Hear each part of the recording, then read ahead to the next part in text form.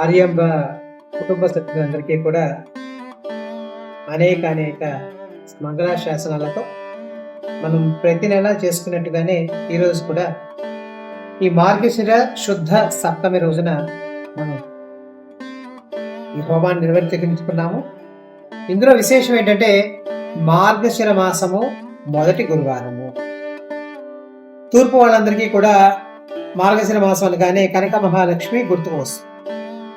ఈరోజు ఆరోగ్య లక్ష్మితో సహా సంజీవని అమృత కలశాన్ని, జలూకాన్ని, శంఖచక్రాలని ధరించి దేవతలకే అపమృత్యు లేకుండా అమృతాన్ని అందించిన ధన్వంతరి హవనాన్ని మనం సంపాదిత ద్రవ్యేషు అంటూ ఉంటాం. ఆ విధంగా మనం చేసుకుంటాం. మనందరికీ కూడా కావలసినవన్నీ కూడా ఎన్నో ఉంటాయి.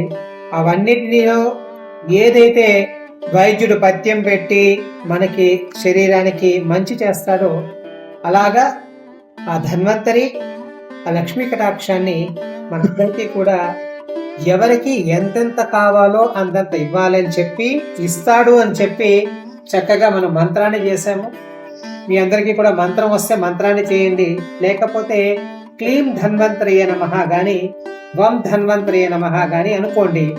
ఒకరోజు సుమారుగా పావుగంట నుంచి అరగంట వరకు చేయండి. ఓపిక ఉన్న వాళ్ళు రాయండి, అది రాసి మాకు అందించండి.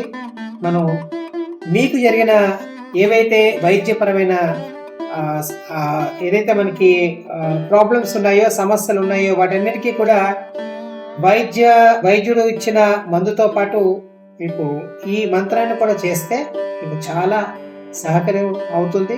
మీ మనస్సు, మీ శరీరం రెండు కూడా స్వస్థపరుస్తుంది. మనందరికీ కూడా ఆ ధన్వంతరి మంచి మానసిక శారీరక ఆరోగ్యాన్ని కలగజేయను కాక.